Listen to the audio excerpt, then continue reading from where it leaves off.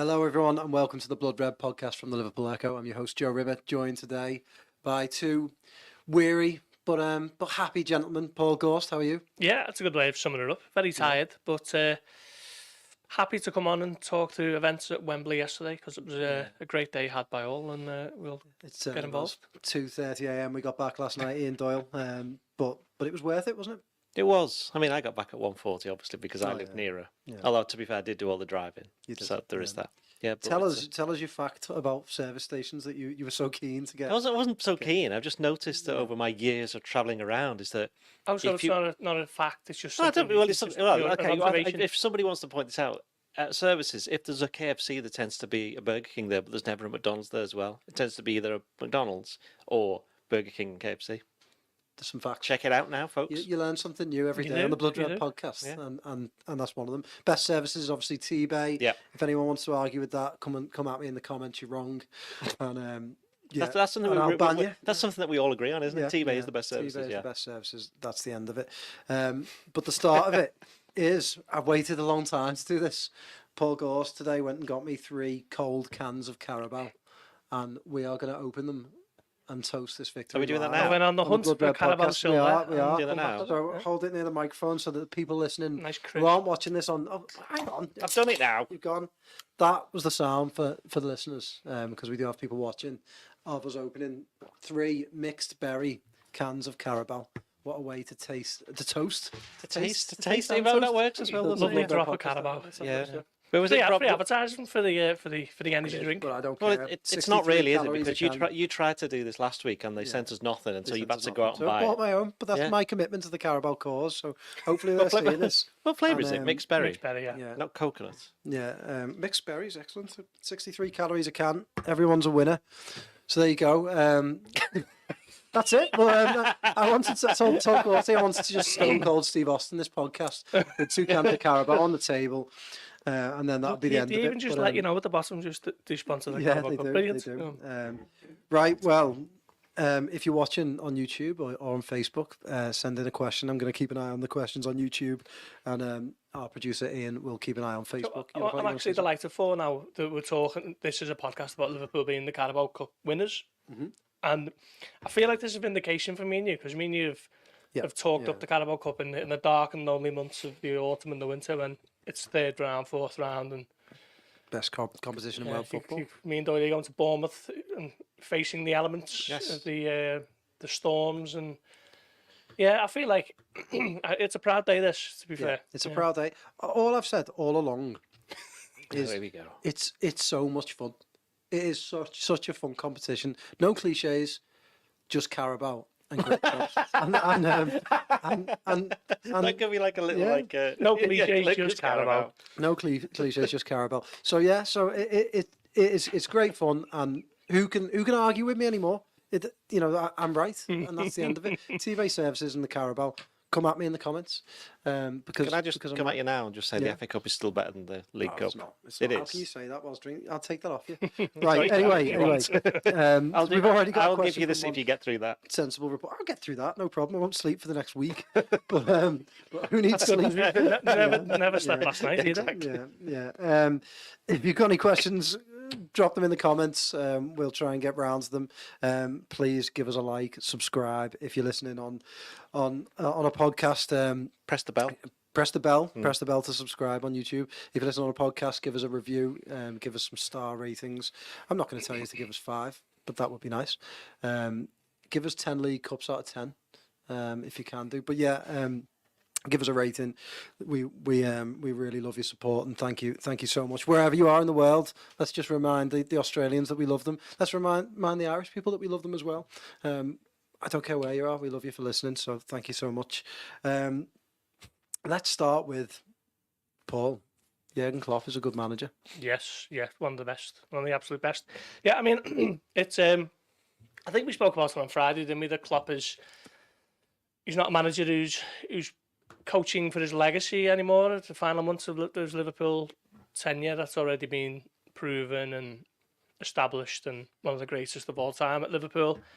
So he's playing just to kind of add to what he's already done in terms of when one day when he's a pundit on Sky Sports or whatever it may be, it just flashes up underneath won 8 major honours with Liverpool or whatever. He's just trying to add to that now, essentially, isn't he? Because the standing can't go any higher in Liverpool supporters' eyes, I don't think, unless he wins it all and he walks away as a quadruple winner. But yeah, I mean, supporters of other clubs might scoff and deride it and just, it was only the League Cup. It's, the fourth in the list of priorities and whatever else. But try telling that to anyone who was there yesterday or anyone who watched it as a Liverpool, through Liverpool eyes. It was just an unbelievable day and achieved in a pretty weird and wonderful way, wasn't it? Just unbelievable, it really was. Yeah, I mean, I'm never having that, the whole, dismiss a trophy. I mean, our producer Ian's looking directly into my eyes as I say this, but ask any club that has gone a long time without a trophy and, they give anything for one. We should never take it for granted. It's incredible to go and experience. And football's about the journey, and the journey that Liverpool have been on since Klopp is really unrivaled, isn't it? Really. So those dramatic moments. That's what winning trophies is all about. So yeah, I think a lot of people miss that point as well, don't they? Yeah. Particularly online, where it's just point scoring just descends into nonsense. It's very silly. Ian Doyle, often you are. We read the comments. We read the comments, but often you're our grumpy member of the panel. I think that's fair to say. I think it's more fair to say realistic member of the panel. You like to think you're realistic, but the lovable grump. You're our lovable grump. Grump. But scratch beneath the surface, and there's a very passionate journalist and someone who's who's followed Liverpool around the country for a very, very, very long time. Yes, 40 years, 41 years, and and I think that perhaps you sort of put your guard up sometimes, but sometimes you drop it. And I think last night, Gorst and I noticed that you dropped it. You enjoyed that one yesterday, so. This was your suggestion. Yes. So where does it rank in your top 5 best Liverpool moments that you were present for, and why? In the 41 years, I would say probably third behind Istanbul and beating Barcelona 4-0. Really? Yeah. And probably in that top 5, you'd have beaten Chelsea 1-0 in the semi-final in 2005, and then I'd have to think on probably winning the league in 2020. To be honest, I think that they'd be the 5. Yeah. But in terms of actually being proud of the players, I know it sounds a bit of a stupid thing to say, but anyone who's covered a team, no matter whether you support them or not, you end up getting to know some of the players. It's a lot harder now than it was in the old days. But with the academy players, you get to see them develop and you see them playing the under-18s, under-21s. With the Barcelona game in 2019, the semi-final, and the game yesterday, it's the most proud I've felt of them. And Klopp said that afterwards, didn't he? He's like, I'm proud of this, that and the other. And Adrian said the same thing. He's not incredibly proud, and I think Jota said exactly the same thing. Also, and those two didn't play. One of them was injured, so that shows you that how together that the squad are. But also, I think you're kind of rooting for them, and I think let's be honest, if ever like a team like Liverpool or United or Arsenal or Man City are playing, there's never really any neutrals. If we're being honest, you're always supporting one team or the other. But if you were a neutral, I think you kind of could see that Liverpool's win was against the odds, if it can be against the odds, if you're a team who are top of the Premier League by points, and in the last 16 of the Europa League. It's not as if like the paupers in that or the massive underdogs, but the situation was obviously that they started the game with 11 players unfit, senior players, 7 of which would have probably started, and then within 25 minutes, another one goes, and then after an hour they have the controversial incidents of the disallowed goal, and then before the end of the game, you suddenly realise, hang on, these players are absolutely shattered and they're having to get subbed, and you're throwing on 18 and 19-year-olds, and everything was kind of set up for them to fail, and they would have had so many excuses to say, oh, didn't you ever give it a really good go and you got beat, it's one of those. But because they'd put in all that effort getting to the final, with winning those games, such as Bournemouth in the storm, and they absolutely tonked West Ham, and they came through a tough one against Fulham where they were behind. They didn't play particularly well in the first leg for the first hour, but they managed to find a way of getting through that one. I think for the first half an hour of the game against Chelsea, we couldn't believe how bad Chelsea were. Yeah. They were poor. They looked like a team. I think you said it, didn't you? They looked like a collection of players, and Liverpool looked like an actual team. And I think that it's the way they have been all season, isn't it? I think that was the difference for that. Towards the end of the 90 minutes, though, you saw Chelsea were able to bring on a bit more experience from the bench, and they gave it a go in that last 10 minutes, and that's when Kelleher makes a great save Yeah, from Gallagher. Then there's that kind of mad scramble where he makes another save and the rest of the defence get it clear. And then extra time, when Pochettino said this after the game, he said that his players looked like they were playing for penalties. There was only Liverpool that were going for it, and they had James McConnell playing, who'd only played 3 or 4 times before, and he'd only started 1 game. Bobby Clark came on, and he was brilliant. Anybody who's seen him play at the academy, we've said this before on the podcast recently, wasn't it? There was one player, you had to, I said Bobby Clark, and everybody else now has seen that across the world, see what a player he's going to end up being. Jayden Danns comes on. Imagine, right, Jayden Danns, right? Imagine if you're him and you get told at the start of this month, February, still this month, right, we've still got a few days to go in it. He says, right, Jayden, he says, I know you've only just started playing for the under-21s, but you're going to get about 10 minutes in front of the Kop in which you'll help set up a goal. Then a couple of days later, you're going to be playing best part of 40 minutes in a League Cup final in which you'll make the keeper make 2 really good saves, well, at least 1 really good save, and you'll get yourself a winner's medal. You'll be like, what? You know, but that shows you how quickly things can change in football. And going back to my original point is there's the pride that you felt for all of them, but for all the people you know at the academy who've done all the work to help these players through, for the the coaching staff, the first team coaching staff, and also for all the senior players who weren't playing. Everybody's seeing the clips of the celebrating after the game, or when the goal goes in. So, well, certainly see it after the game, but when the goal goes in, even the injured players, what was it, Nunes and Szoboszlai, and you see Curtis Jones just desperately trying to get down. You see, they were just all wanted to get involved because they knew. Well, they also knew they were probably going to get a medal as well, but they knew that we associated with this. But they also knew what it meant to those players, because every single one of those players has been that player when they were coming through, and they were thinking this must be amazing for them, and the fact that they deserved it as well. And that's the other thing. It wasn't like a lucky win. I know Chelsea had the chances, and as I mentioned before, Kelleher made 3 or 4 very good saves, and Chelsea at the post.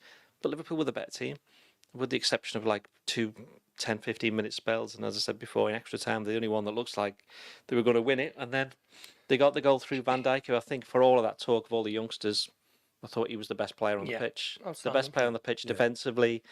And then when he was needed at the other end, he scored the goal, which was disallowed. I'm sure we don't need to get into that. But then he's a cracking header for the goal. And then the other one of the more experienced players who comes off the bench, Tsimikas, he puts the cross in as well. So it was. I thought he was great. It was a proud moment because all of them contributed. I mean, I don't think there's ever been a Liverpool success, a final like that, and a success where every single person involved in the club can go, well, I actually did a bit towards that. They're getting so much out of the squad, aren't they? And they have to, really, because of the amount of players they've got injured. It's not only Gravenberch now, he was injury number 12, but Wataru Endo walked out of Wembley in a cast and on crutches, so he's number 13, and neither of them are going to be involved on Wednesday, I'd imagine. But just everyone is contributing or has contributed, and even, you look at it now, and Tsimikas, perfect example. He came in and he was outstanding while Robertson was out injured, wasn't he? And then he gets injured himself, comes back in, really good off the bench yesterday, gets the assist, keeps Madueke quiet for when he was involved. And just to a man, everyone has contributed, haven't they? And I suppose the Carabao Cup campaign kind of sums up that entire season, really, doesn't it? That everyone who's been asked to step up has done exactly that, and it's to him. In the case of Jayden Danns in particular, like Doyle says, he's playing 18s football, now he's up 21s, and now he's probably going to start Wednesday, and what a rise it's been for him. And he walked through the mix zone yesterday, and he walked through looking like, a player who just won the League Cup with his medal around his neck, and then you'd ask him to stop for 2 minutes, and all of a sudden you can see why he's an 18-year-old kid and he is literally still a boy, because he kind of sheepishly said no, but it was like very awkward and embarrassed, and it's just like these lads are boys, still kids. James McConnell just looks about 14 in the face, doesn't he? He does look young, yeah. And these lads who are going toe-to-toe with the squad who've been, assembled at the cost of £1 billion, and they come out on top. And everyone should just be so proud of their efforts this morning, and really, it speaks to Klopp's faith and trust in these young players. It's something that he talks about a lot, and something that Pep Linders particularly talks about a lot. But it's one thing saying it and another thing doing it, isn't it? And Klopp, Klopp got laughed at when he did it at Arsenal. It was kind of like bringing on Bobby Clark and McConnell. It was like, oh well, he doesn't fancy a replay here. But he's got no qualms doing it there, and he's got no qualms doing it in the final. Yeah. Okay, his hand was forced to an extent with the injuries, but you know, he threw them on and he didn't let him down, did he? I think it was a win that wasn't just, you know, a few weeks in the making or a few this season in the making. That's for the full 8.5 years of Klopp being there. Yeah. The influence that he's had from top to bottom on the club, and you know the way that he has brought the kids through, the way that, you know, FSG, I'm assuming from his suggestion, they moved the training, they put the training ground all on one base and put the under 23s now the under 21s there. So they see them all the time, and that's what was quite interesting. Is that he mentioned it afterwards, didn't he? He said they know they knew the jobs that they had to do. It's not as if they were just throwing somebody on and saying, right, go and just do. They knew exactly what they had to do because they'd been training for that for not just this week, but for weeks and weeks and weeks and weeks. Some of them all season. I mean, I know Kumas didn't get on, but he was with them in the summer. Quanta was there. Yeah. I mean, he came on second half in extra time, and what was his first touch? He just had to do a little turn away from it. It's like good start. You forget about Quanta and Bradley. You know, all the talk is on Danns and McConnell and Clark, and that makes it a bit more pronounced what you're looking at in terms of, you know, a load of academy lads playing for you in the final. But throw in Kelleher as well, and maybe you can make the case for Elliott. That's 7 or 8 academy players who've come through that team and won the cup for Liverpool. You look at Quanta came on there at the end, and we've watched him all season, and he's barely put a foot wrong all season, hasn't he? He looks a real prospect. Chelsea spent almost 40 million on Disassi, who you could call it a disaster. But yeah, I mean that's absolutely appalling. I couldn't help it. But look, how long have you been thinking of that or waiting for that? That just popped into my head straight away. Obviously, it's having an effect already. Yeah, but yeah, we're getting a few questions in. We will get to injuries and lineups. David, thanks for your questions. We will get to them. So did he just say, hurry up? Get on with it. That was yesterday. Come on, let's look forward. Steven says hello from Los Angeles. Hello. Hello, Steven. Yeah. How's your American accent? Yeah. Mine? Yeah. I don't know. I don't really have one. I don't know. That's a shame. I'm not really one for accents. But top 5. I wanted to carry on with the top 5 theme very quickly. So top 5 games that you've been at then? Yeah, I mean, I'm a little bit different to Doyle in terms of the amount of games that I've been to. I never really went the match before I was a Echo football reporter. I obviously went to certain games ad hoc, but nowhere near as many as Doyle. So in terms of doing this job, Curtis Jones winning the derby was a big one, wasn't it? That was a really fun one. Yeah. Aston Villa away, 2019. That was one of the ones that's seen as a big moment in the step towards that title. Obviously, lifting the Premier League will be number 1. I put yesterday number 2. Trying to think of, I mean, the cup wins of 2022.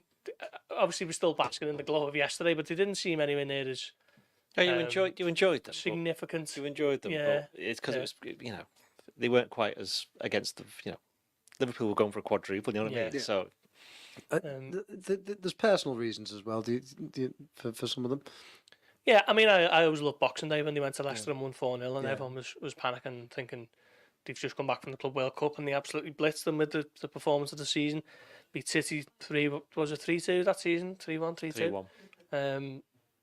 So there's a few, but you know the cup wins of 2022 might be doing them a little bit of a disservice, but they don't jump out at me. I had to think about them then; they were a little bit of an afterthought. Yeah. But yesterday will be up there behind the Premier League win as 1 and 2. Yeah. What about you, Joseph?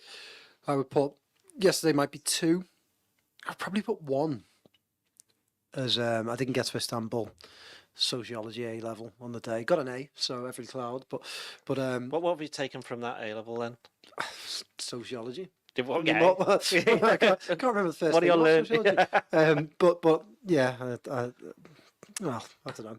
But anyway, missed Istanbul. So Chelsea, 05. Yep. Just that was an incredible atmosphere. So I'd probably go with that number 1. Number 2, yesterday. Number 3. For some personal reasons, the League Cup final in 2003, very on brand. Love that day. My dad and my brother, so that one goes in there. I'd probably throw in, obviously I was working here for Barcelona, so I wasn't there. I'd probably throw in 2012, Everton, Andy Carroll. Yeah, I'd say for that one. That was a good one, wasn't it? Did you go to Dortmund at 4-3? No, I was sick.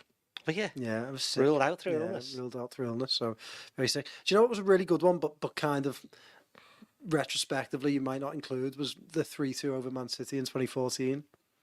Oh yeah. We go again game.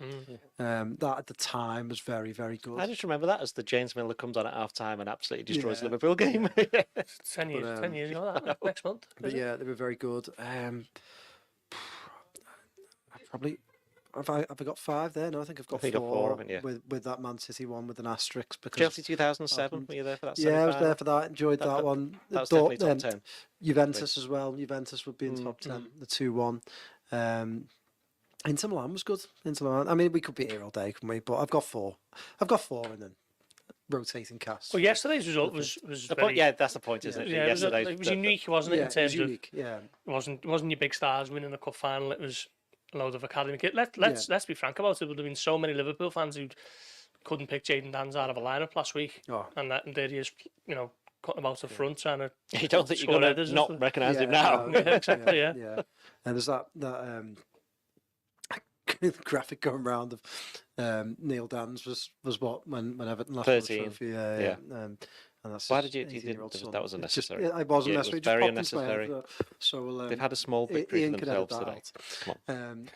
But yeah, we're going to go through. So we're thinking about what to do before this podcast, because to try and we did the post match pod yesterday. Try and differentiate it from other pods. And to be honest, there's so much happened in that game that I think it was quite difficult to just sort of condense it down into some coherent thoughts. So I thought we'll go through every player. We'll you do the player ratings, Ian, so we can go through each one, because I think every player deserves a special mention. So we'll start with Caoimhin Kelleher, who is, to me, probably after Alisson, the coolest man on Merseyside, because he just seems to be totally unflappable. Yeah, and it seems to be the more he's playing, the better he's getting. Obviously, his Liverpool career has been a lot of here, there, and everywhere. Just a couple of games there, and then he disappears for about 3 months. But that was the first time he's ever played 4 games in a row for Liverpool. And Rhythm, yeah. He was very good at Brentford, I thought. And I know he was a bit... That goal against Luton, yeah, you could blame him a little bit, but at least he got his hands to it. But he was a bit unlucky with the way it deflected. But then he was very good against Chelsea. It's like you mentioned Quanta before, which we'll get to him in a bit, but it's like you don't even think twice now about Kelleher being in goal and thinking, and I think if Liverpool are going to win anything else with Alisson out until, as we mentioned the other day, at the very least, earliest April, I think, it's going to be on Kelleher to play as well as he did against Chelsea. Yep. Unbelievable save from Cole Palmer, wasn't it? And then a brilliant one from Gallagher in the second half. I thought the Gallagher at the end, particularly because it was so Alisson-esque, the way he got down, straight out, in his face, aggressive, and made that chance go away almost as soon as it appeared. So, and that, when you watch that move develop, it just looked like Chelsea had acres of time and space to finish that off, and I thought that was very good. Yeah, unflappable is a fair word to use. You see him playing the passes right and left foot, don't you? And what I found interesting yesterday was he was clearly instructed. Sometimes you see Alisson playing the balls out to the fullbacks. Yeah.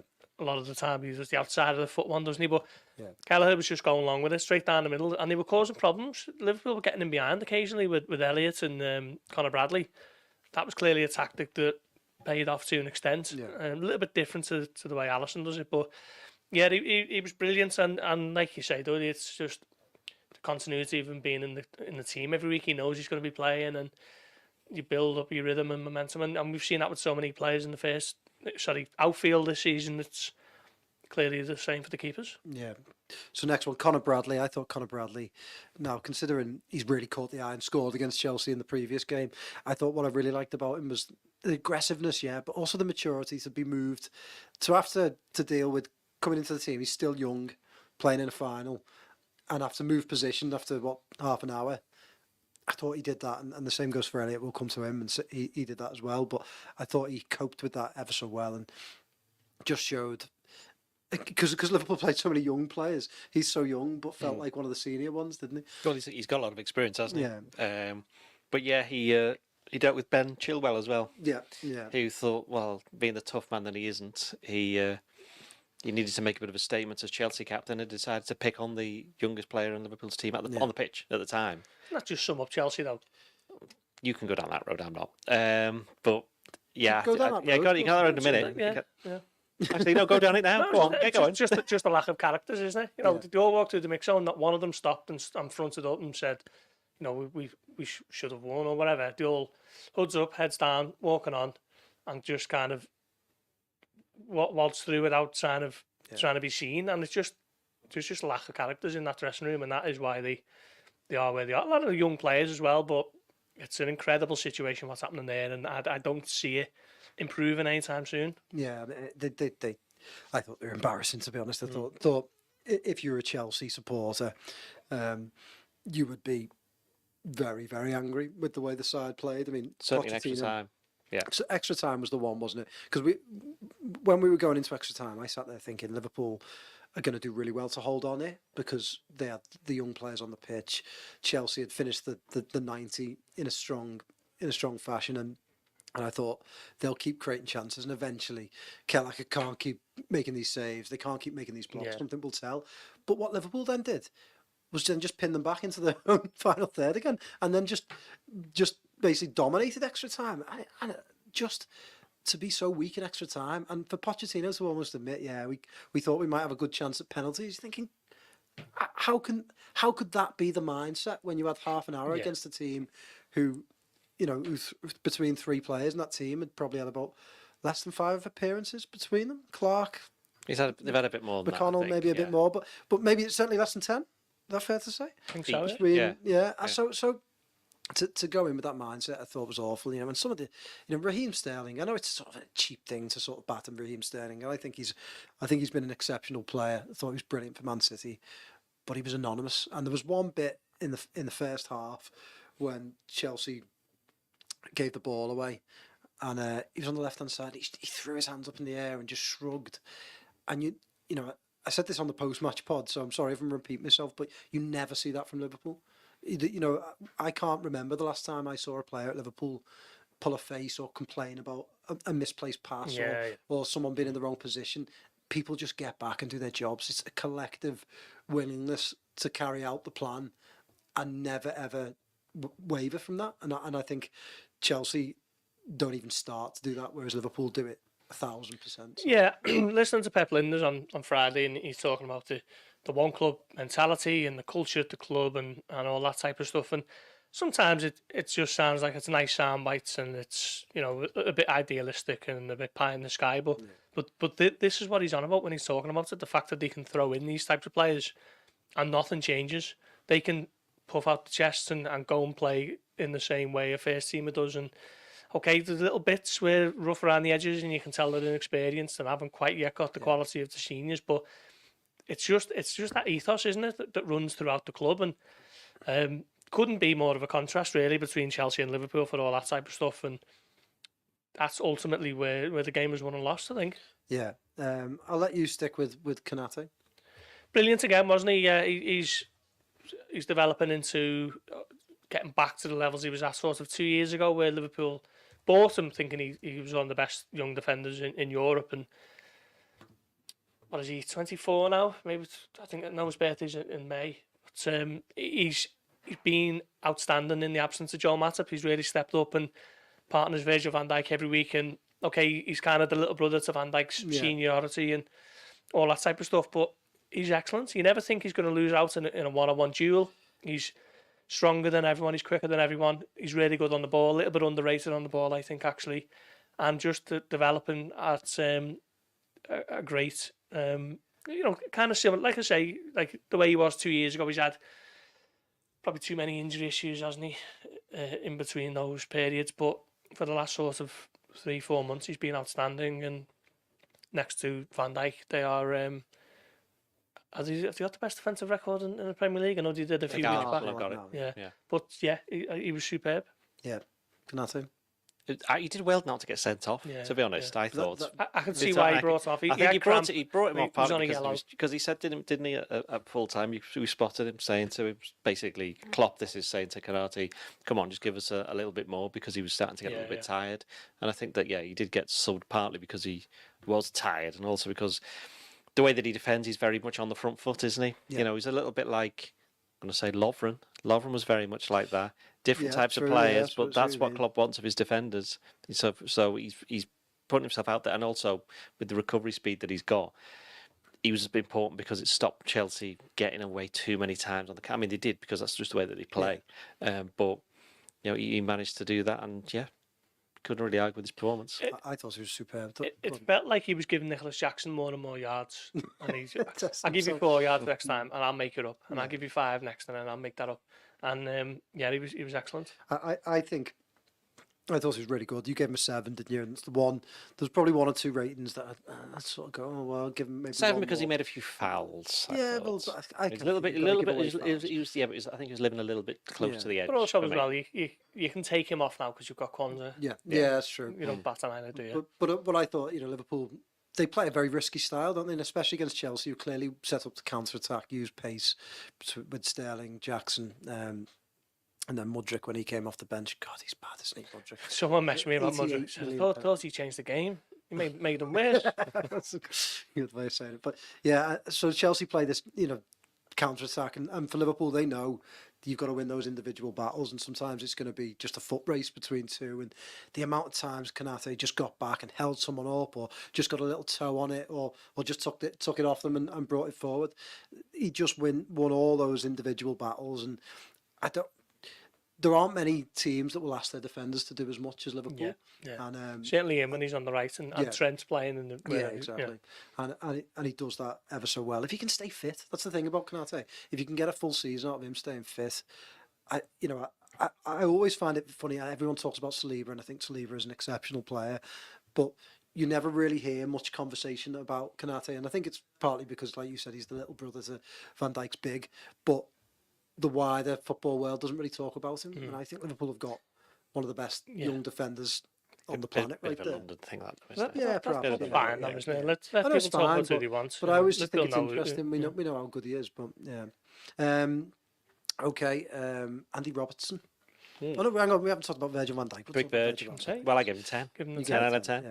He was immense, both ends of the field, and I think where Chelsea missed Thiago Silva to help cajole their younger players through, I think Liverpool benefited from Van Dijk being there. Yeah. And you could kind of just tell, obviously it's his first major final as the captain, and he didn't want to be the one like, oh, finally got the captain. I'm not saying he wanted a captain, but I've got the captaincy. I don't want to be the one who loses the final, especially in Klopp's last season. So I think he was pretty much, he did everything he possibly could to get them the win. Scored a perfectly good goal, which was disallowed, and then he actually scored an actually good goal, which ended up being the winner. And even then, after that, he still managed to find time to do a block with his head, didn't he, from a Chelsea shot, and they all wanted handball, and that wasn't happening. But Van Dijk, you could tell all the way through, he was up for this one. Yeah, absolutely, 100%. Brilliant. I almost feel vindicated in Van Dijk this season, because a lot of performances last season we were hearing about how he was nowhere near as good, and people were just reaching for that easy injury narrative that they love it. You're finished, don't they? Yeah, social media loves that injury against Everton was nearly 4 years ago now, and people were still trying to pretend that that's the reason he wasn't up to his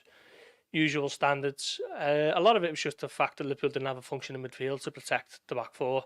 But this season he's been the outstanding defender in the Premier League, and dare I say it, Europe, and he looks like he was 3-4 years ago. Brilliant. I actually think you could almost argue he looks a bit better than he did 3 or 4 years ago, because maybe he has to do a bit more work, and maybe he isn't quite as quick, so he's had to sort of change his game a little bit. Arajit, I hope I'm pronouncing that right, said he won all his aerial duels yesterday. That's 5 games in a row. That's a lot of games in a row. That is a lot of games in a row. Unbelievable defender. I mean, Liverpool have been blessed that in this period that they've had players who, I mean, the best in their position that I've ever seen. Van Dijk, I'd say he's the best Liverpool centre back that I've seen. Mo Salah out on that right, Alisson Becker, but it's all down to sensible recruitment and all that type of stuff. But they've also all had an element of luck of how good these players have turned out to be. And Van Dijk is just exceptional. He has been all season. He has been from day one, really, hasn't he? And I think he could go on to captain them some more.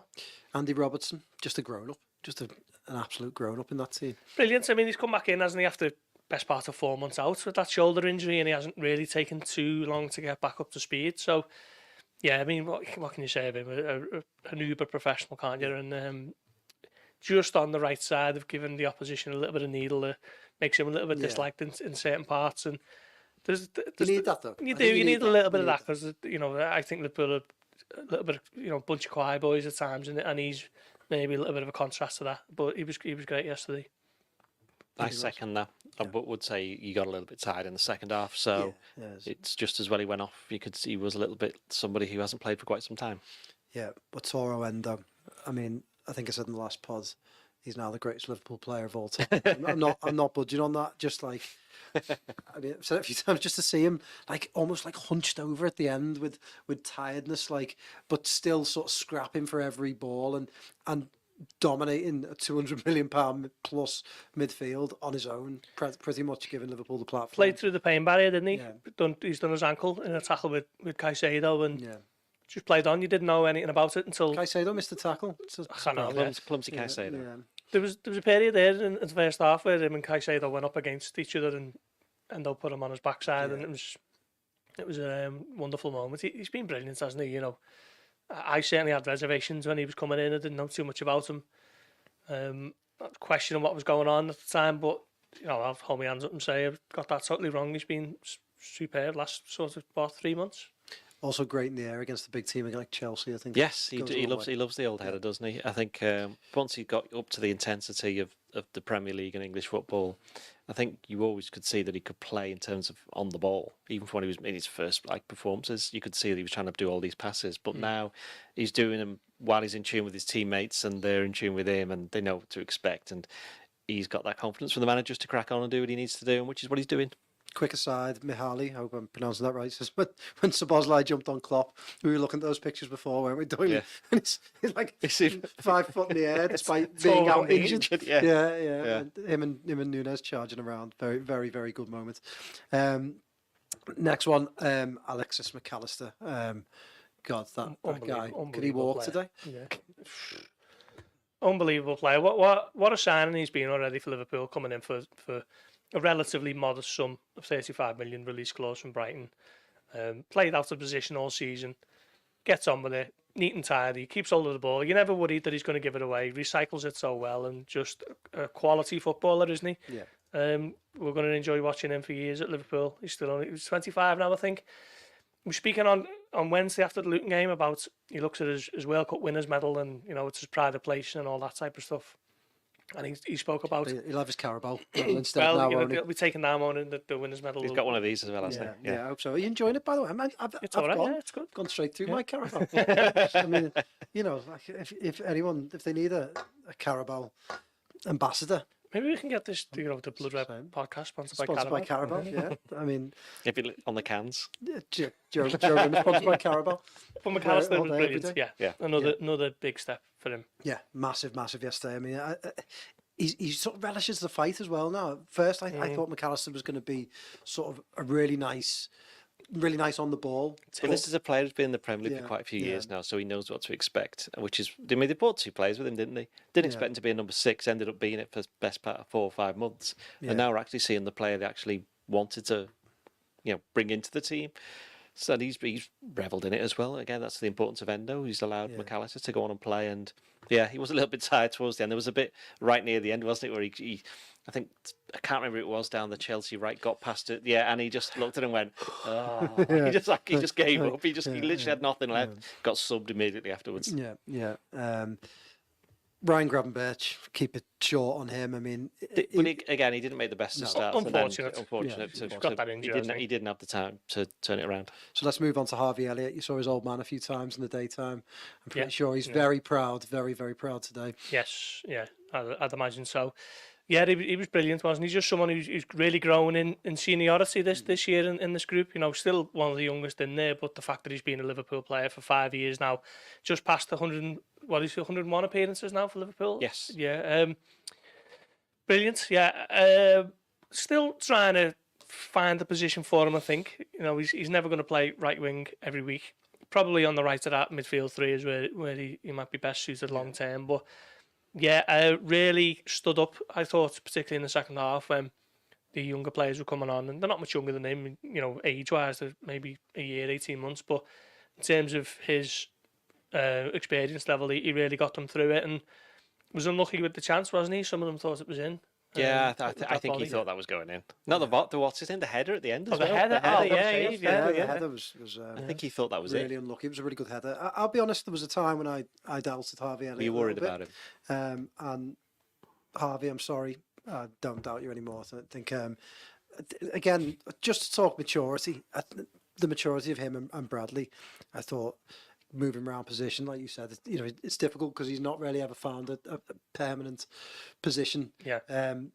But I thought he was playing really, really well. Then he gets moved, and probably for a little spell, he drifts out of it, and then he gets back into it. And the commitment, and he never hides. Always wants the ball. Yeah. Always receives it well. Always finds feet. I think we talked before, and he uses the ball so well. He doesn't give it away much.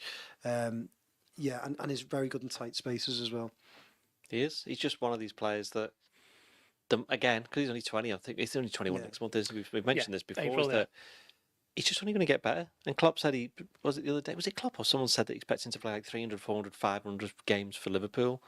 And he's someone who Could do. the new manager, whoever it is that comes in, they're going to get a player there who has got the foundation of having all this experience of playing for such a good team over a number of years, but also in the knowledge that, he can now be whatever he wants to be.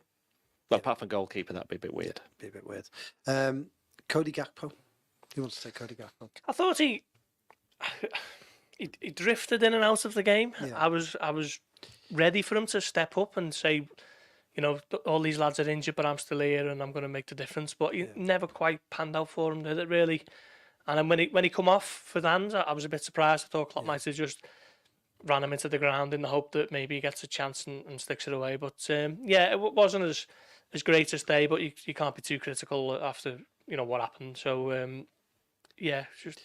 Yeah, the great. What did you give him? I'd give him a 6. Did I give him a 6? Yeah. He got Give him a 6. Yeah. He hit the post. He did hit the post. Decent header as well. Yeah. Lucky. I think it's just one of these ones where, but he probably took an awful lot of pressure off a lot of the other players because he was distracting the centre backs and giving the Chelsea players something to think about, which is why Diaz always ended up going 1-on-1 with, I've forgotten who played the right back. Dizazi. Yeah, him. Dizazi, yeah. Was that Gusto? No, Gusto's right. Oh, sorry, yeah. Dizazi's Dizazi was on the right. Yeah, Gusto, yeah.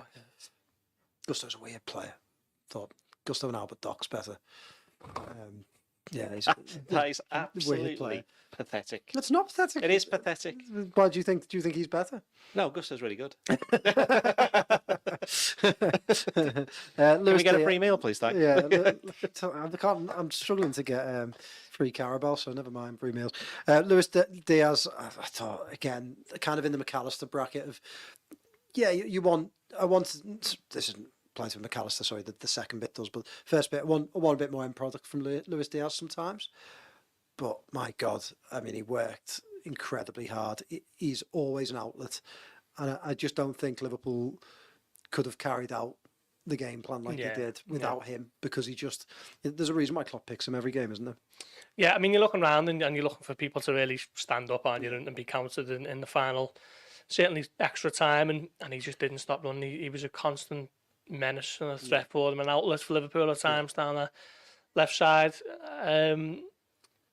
I thought he was really good. He ran himself into the ground, and it'd be no surprise if you hear something on that front just because of how hard he worked. But yeah, really good. I think I might have given him an 8 if I was on rating shooty. It was funny watching him walk out of Wembley, actually.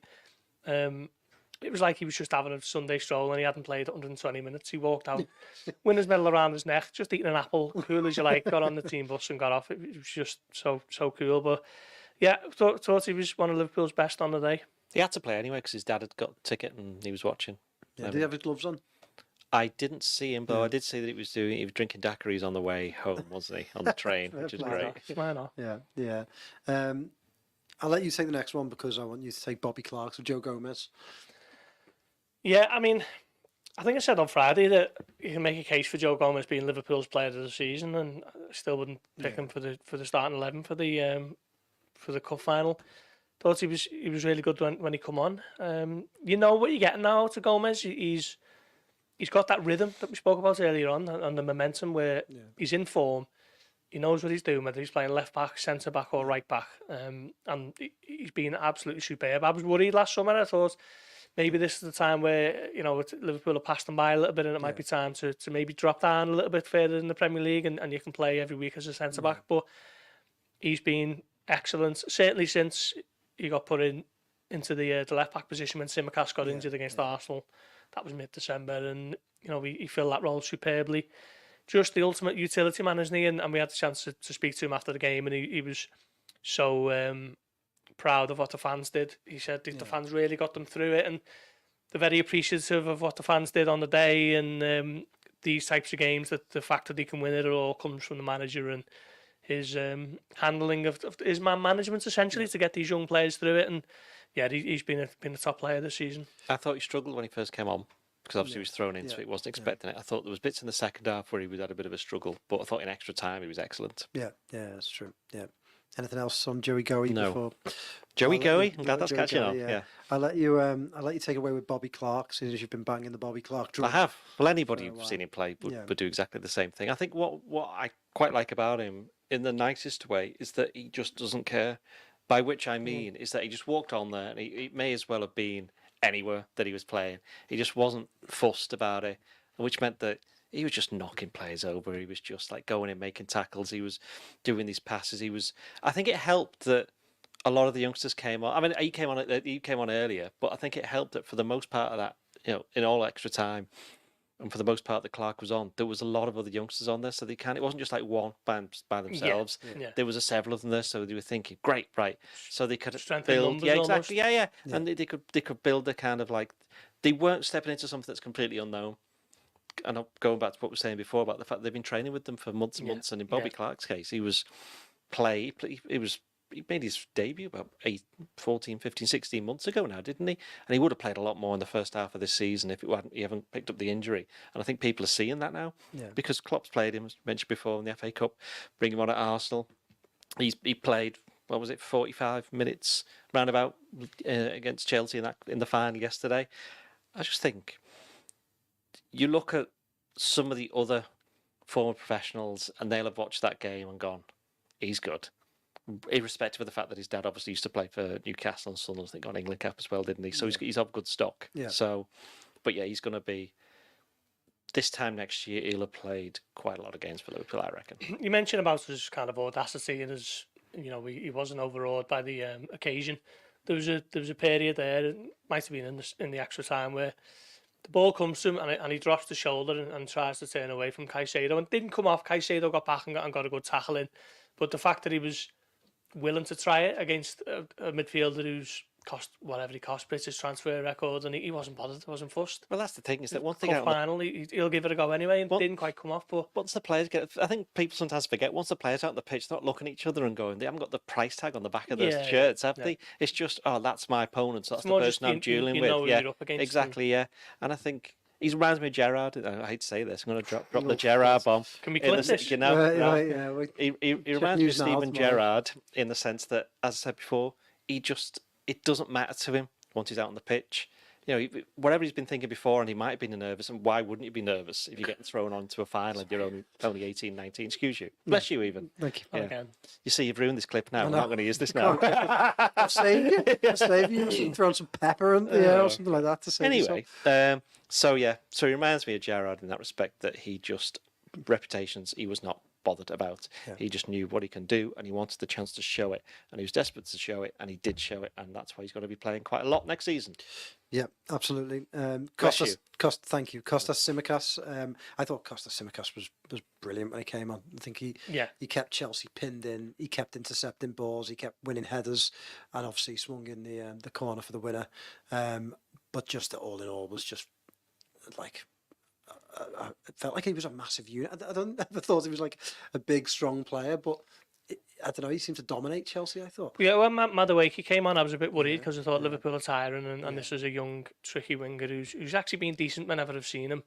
But Tsimikas didn't really give him an inch, and there was one where he tried to take him on. Tsimikas slides in, wins the ball, and wins a goal kick from it, and it was just a really good bit of defending that eased the pressure on Liverpool, and then of course he swings in the corner that wins them the game. He loves it that end, doesn't he? At Wembley, that was where he scored the penalty that won them the FA Cup. But I think Liverpool were fortunate in that, they didn't have a lot on the bench, but the players who they did have, they were able to come on, were just really solid, dependable squad members, weren't they? The likes of Gomez and Tsimikas and now Konate to an extent. You know, you don't really blink twice when he's in the team, and that really helped get Liverpool through from a defensive perspective in the final sort of, well, certainly extra time and maybe the last 15.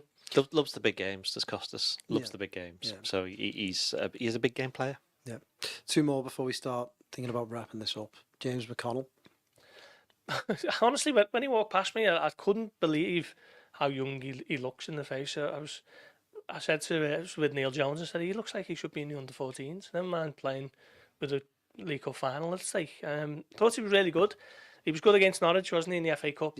Yeah. And, you got a little bit of a glimpse to see what he was all about there in terms of snapping into tackles, but good on the ball as well. He played a nice ball out to Elliott, and I get mixed up with all the extra times now, but it was out to the right flank with a nice ball with his left foot, I think, and he took his yellow card really well. Yeah, I thought that. Don't think too many in the Liverpool squad would do that. Yeah, Bobby Clark did at Arsenal. Yeah, and Cole Palmer got away from him, didn't he? He thought, nah, you're coming back. Yellow card, take that all day. You can tell he's been a leader at youth level. That makes sense. You know, you think come from Sunderland, did he? Yeah. It was clever, that wasn't it? You know, he knew that they got the wrong side of him, and I think players in that position should get a lot of yellow cards. And of course, anybody who's seen him play quite a lot will know that where he was playing against Chelsea when he came on as one of the number 8s, that's his actual position. Yeah. He's been playing when he's been playing for the first team and he's had minutes. He is defensive midfielder because he was thrown into that, wasn't he, in the summer when there was literally nobody there because everybody had left. So he'd have enjoyed that because he'd have gone like, this is actually what I can do. And you saw, I think, was there some stat that on the time he was on the pitch, nobody made more key passes and all that kind of stuff. There was a lengthy list that I've completely forgotten. There's a great list that you've also lost. I did have it open before. I've still got it open. Yeah, I've still got it open. So ranks amongst the substitutes versus Chelsea. It's from Sky Sports. Passes first, 34. Final third passes first, 15. Passing accuracy second, 87%, and touches second, 47. I mean, I think it speaks as well to the domination Liverpool had in that. Well, he was part of it. Yeah, he was part of it. The reason that they did dominate is because there was him and there was Bobby Clark, and we'll get on to who's the next person. The final person is Jayden Danns. Yes, and because they were weirdly, they looked absolutely terrified of him every time the ball went anywhere near him, because he's one of these players who, what you want as a striker, he just loves, he knows where the goal is, he just absolutely loves having shots. Wiry, isn't he? Exactly, yeah. He's big, he's strong. He had a shot almost 30 seconds after coming on. Yeah, but he made that himself. Because he'd come from that, people thought he was offside. He'd come from that position, gets the ball, turns, shimmies inside, chips it onto his right foot as a shot. Even the header that he had, where the keeper saved, he didn't really have much right to actually get to that, did he? But he got there because he just, you know, we mentioned about Jota quite a few times in the podcast now, how much he loves scoring, and I think Danns is exactly the same. If you're a striker, that's the one thing you want more than anything else. Well, along with the sense of direction and skill to play football. Right. Well, we'll very quickly, because a few people are asking about injuries, and we did say that we would look at who's going to play against Southampton. I mean, I'm very much up for putting the under-9s out and let them have a go. How can you do that in the best in the cup, world's best domestic cup thing competition? It's not so much like playing a weakened side, is it? It's playing the best side available to it at the moment, and with Liverpool at the moment, I just feel confident that whoever they put out, they will stand a good chance. But who do you think will end up being? Yeah, I mean, look, if Liverpool had, even if they only had half the injury crisis, you can make a case for them going for it. But I just think there's too much at stake in the league for them to risk any more issues. You know, certainly with Gravenberch and Endo, who are going to be injuries number 12 and 13, aren't they? So, I mean, do you think Adrian will play in goal? I mean, I think Joe wants him in goal, don't you? Yes, give him a go. I think Kelleher's staying in goal. Kelleher's staying in goal. I just don't think. Kelleher's staying in goal. Kelleher's staying in goal because it's not like an outfield player, is it? No, of course it's not like an outfield player. I don't know the way Liverpool's luck is at the moment. Well, that's my whole point. He could get injured in training. He could get injured in training. So why? I mean, I've got no problem with starting Adrian though. Adrian did a really, really nice post, didn't he, on social media today, where he explained why this was such a great victory for Liverpool. And he's an important part of the squad. I know there's some fans don't understand that, because it's not just about the players who play. As we've seen from the past couple of weeks, it's also about the players who aren't playing. And I think Adrian's one of them, and he's still going to remain one of them. He's not playing. So he's not playing. Okay, so I mean, we're not really going to go and pick a team, are we? 'Cause Yeah, it's just pick a so- team. Yeah, Go on, let's pick a do it. team then. Well, we've talked Who's about your this on the back way. four? The back four will be right back with Bradley because Yeah. I think he didn't play the full 90, let alone 120. Yeah, And Quansah, Gomez will play at centre back, Yeah. and left back will be Tsimikas. So there's the back four. Now, you'd be quite happy with that. Is Isaac Mabea fit? I don't think so. No. Well, I'd have stuck him at right back if he was. Yeah, I guess that'll have to be the back four, won't it? All right. Doyle, you're leading this charge, so pick the midfield. Well, McConnell will play at the defensive McConnell, midfielder. Bobby Clark will Clark. definitely play. And now I actually think Szoboszlai will be back, and I'll play him. He's got to come back at some point. He's got to come back at some point. And he was talking, wasn't he, saying like, oh, the kind of, Yeah. and if he's celebrating like that, he can't be far off being available. So yeah, get him in the team. True. Front three then. I mean, any qualms with that midfield, Gorsty? Or Yeah, I wouldn't play Szoboszlai. Trying to think of anyone who can play in his place. that's the problem. I'll though, take my isn't it? boots down to Anfield if I have to play it. No, no. Isn't that being Centre midfield. disrespectful though to the other players? What other players? But listen, my point. If it's just Is there on any? disrespectful, but you know, you can't. Why would you not play Szoboszlai if he's fit? Because he doesn't want to get I just injured think again. there's too much at Look, stake. it's an FA Cup game. It's a trophy. They've just loved that.